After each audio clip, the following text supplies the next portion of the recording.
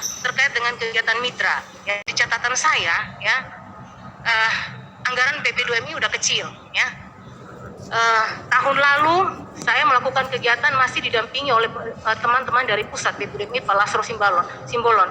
Namun tahun 2022, ya, tidak ada satupun dari BP2MI pusat yang turun, sedangkan itu sudah dianggarkan. Nah, kalau memang tidak mau turun, dihilangkan aja biaya dari anggaran dari teman-teman dari pusat, nggak usah ada gitu, daripada dianggarkan tapi tidak dilaksanakan dan tidak datang di dapil. Saya merasa tersinggung.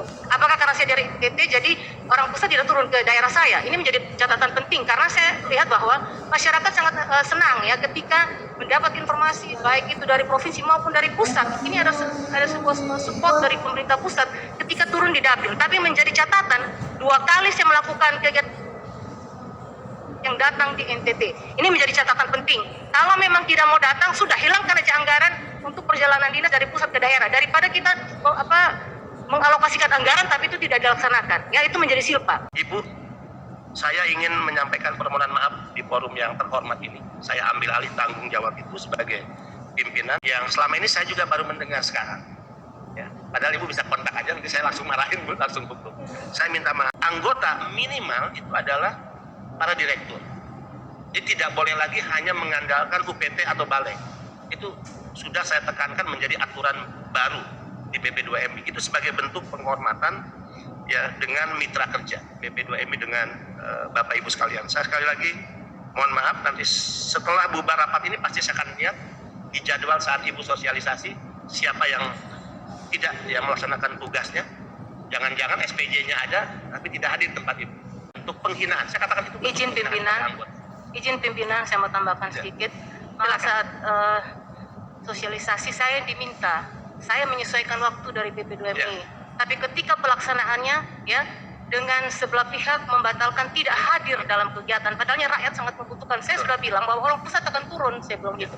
Tapi kenyataannya pada saat kegiatan nggak ada. Jadi ya, saya minta ini menjadi catatan penting ya, karena kami sedang bekerja sungguh-sungguh untuk rakyat ya. Jadi kami mau mitra juga kita bersama-sama bekerja ya. Jadi, terima kasih. Sekali lagi saya menyampaikan permohonan maaf sebesar-besarnya dan pasti saya akan mengambil tindakan atas apa yang dilakukan oleh staf kami di BP2MI. Baik, terima kasih. Assalamualaikum warahmatullahi wabarakatuh. Om Swastiastu, Namo Buddhaya, Salve, salam kebajikan, salam restorasi. Pimpinan Komisi 9 yang saya hormati, teman-teman Komisi 9, Kepala BP2MI bersama jajaran yang saya hormati.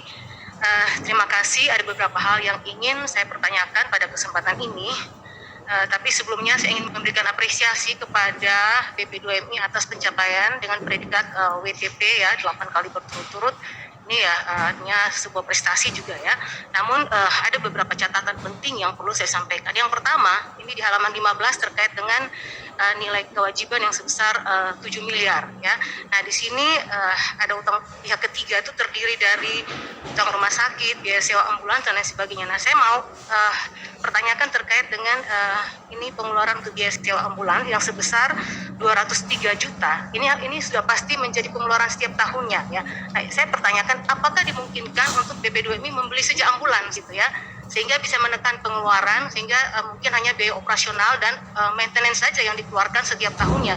Karena ini kan kalau misalnya rata-rata 1 tahun 203, berarti 5 tahun itu bisa pengeluaran sebesar 1 miliar hanya untuk ambulans saja ya. Ini mohon penjelasan. Berikutnya terkait dengan kegiatan mitra. Ya, saya berterima kasih walaupun kegiatan mitra cuma 2 kali dalam 1 tahun. Ini sangat berdampak baik dan respon baik dari masyarakat ya. Ada informasi-informasi penting yang didapatkan oleh masyarakat terkait dengan program-program BP2MI dan terutama terkait dengan penempatan ke luar negeri. Namun yang menjadi catatan saya ya, anggaran BP2MI udah kecil ya.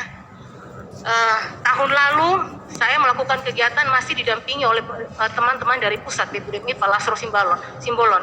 Namun tahun 2022 ya, tidak ada satupun dari BP2MI pusat yang turun, sedangkan itu sudah dianggarkan. Nah, kalau memang tidak mau turun, dihilangkan aja biaya dari anggaran dari teman-teman dari pusat, nggak usah ada gitu, daripada dianggarkan tapi tidak dilaksanakan dan tidak datang di dapil. Saya merasa tersinggung. Apakah karena saya dari NTT jadi orang pusat tidak turun ke daerah saya? Ini menjadi catatan penting karena saya lihat bahwa masyarakat sangat senang ya ketika mendapat informasi baik itu dari provinsi maupun dari pusat. Ini ada sebuah support dari pemerintah pusat ketika turun di dapil. Tapi menjadi catatan, 2 kali saya melakukan kegiatan yang datang di NTT. Ini menjadi catatan penting. Kalau memang tidak mau datang, sudah hilangkan aja anggaran untuk perjalanan dinas dari pusat ke daerah. Daripada kita mengalokasikan anggaran tapi itu tidak dilaksanakan. Ya, itu menjadi silpa. Terima kasih, ini menjadi catatan penting. Saya kembalikan kepada pimpinan. Ini mudah-mudahan bisa menjawab Bapak Ibu yang menyampaikan pertanyaan juga tadi selanjutnya terkait sosialisasi. Ibu, saya ingin menyampaikan permohonan maaf di forum yang terhormat ini. Saya ambil alih tanggung jawab itu sebagai pimpinan dan ini adalah tindakan yang tidak etis dilakukan oleh BP2MI kepada Ibu ya. Yang selama ini saya juga baru mendengar sekarang. Ya. Padahal Ibu bisa kontak aja, nanti saya langsung marahin, langsung hukum. Saya minta maaf karena memang saya sudah menugaskan untuk pimpinan itu harus eselon 1. Ya, tidak boleh lagi eselon 2 misalnya, kecuali kalau eselon 1 dalam keadaan yang darurat, sakit misalnya, tidak bisa mendampingi kalau sakit. Tapi kalau hal-hal yang tidak terkait dengan kesehatan, yang bersangkutan tidak ada penugasan ke luar negeri, eselon 1 wajib mendampingi para Bapak Ibu pimpinan. Anggota minimal itu adalah para direktur. Jadi tidak boleh lagi hanya mengandalkan UPT atau balek. Itu sudah saya tekankan menjadi aturan baru di BP2MI. Itu sebagai bentuk penghormatan ya dengan mitra kerja BP2MI dengan Bapak Ibu sekalian. Saya sekali lagi mohon maaf, nanti setelah bubar rapat ini pasti saya akan lihat di jadwal saat Ibu sosialisasi siapa yang tidak ya melaksanakan tugasnya. Jangan-jangan SPJ-nya ada tapi tidak hadir tempat Ibu. Ya. Pernah juga ada kasus begini. Pernah ada kasus Pak Saleh Daulay. Jadi Pak Saleh Daulay berangkat, kami mengeluarkan SPJ surat tugas, tapi sebelum Pak Saleh selesai sosialisasi, anggota kami, staf kami, direktur sudah pulang. Dan saya marah. Ya, dan saya mengambil tindakan yang sangat tegas. Saya katakan itu perbuatan yang tidak etis dan bentuk penghinaan. Saya katakan itu izin pimpinan, izin pimpinan, saya mau tambahkan sedikit. Pada saat sosialisasi saya diminta, saya menyesuaikan waktu dari BP2MI. Ya. Tapi ketika pelaksanaannya, ya, dengan sebelah pihak membatalkan tidak hadir dalam kegiatan, padahalnya rakyat sangat membutuhkan. Saya sudah bilang bahwa orang pusat akan turun, saya bilang gitu. Tapi kenyataannya pada saat kegiatan nggak ada. Jadi ya, saya minta ini menjadi catatan penting ya, karena kami sedang bekerja sungguh-sungguh untuk rakyat ya. Jadi kami mau mitra juga kita bersama-sama bekerja ya. Jadi, terima kasih. Sekali lagi saya menyampaikan permohonan maaf sebesar-besarnya dan pasti saya akan mengambil tindakan atas apa yang dilakukan oleh staf kami di BP2M. Terkait pengalokasian untuk sosial